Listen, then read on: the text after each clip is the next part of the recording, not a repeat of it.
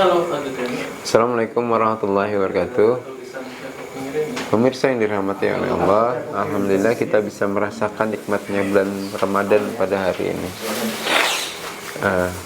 Pemirsa yang dirahmati oleh Allah, tahu nggak di bulan Ramadan yang kita rasakan ini kita belajar menahan lapar dan dahaga dari fajar hingga terbenam matahari.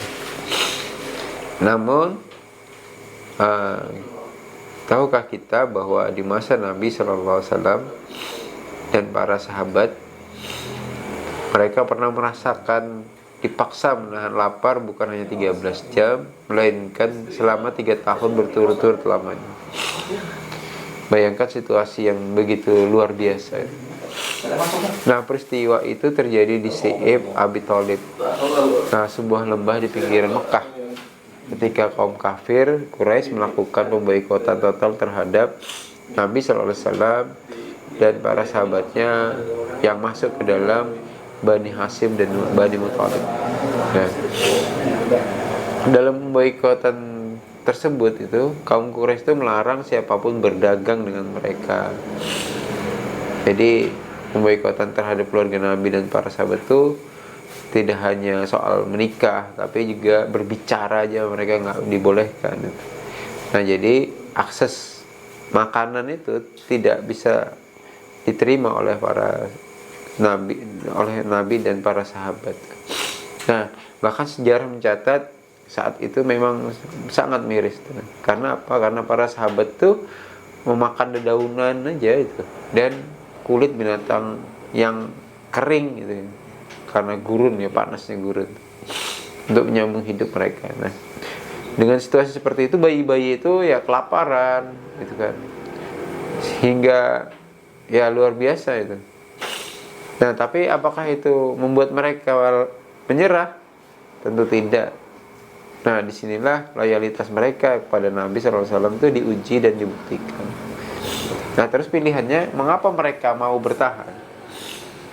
Secara logika, mereka bisa saja meninggalkan Nabi Muhammad SAW agar bisa makan enak kembali.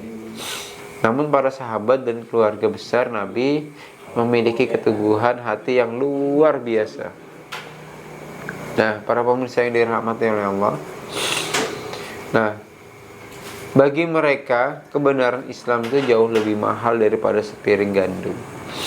Nah, mereka memahami perkataan ulama yang menyebutkan kenikmatan iman akan menghapuskan rasa sakitnya penderitaan fisik. Ramadan kita saat ini jauh lebih mudah dibandingkan para sahabat terdahulu.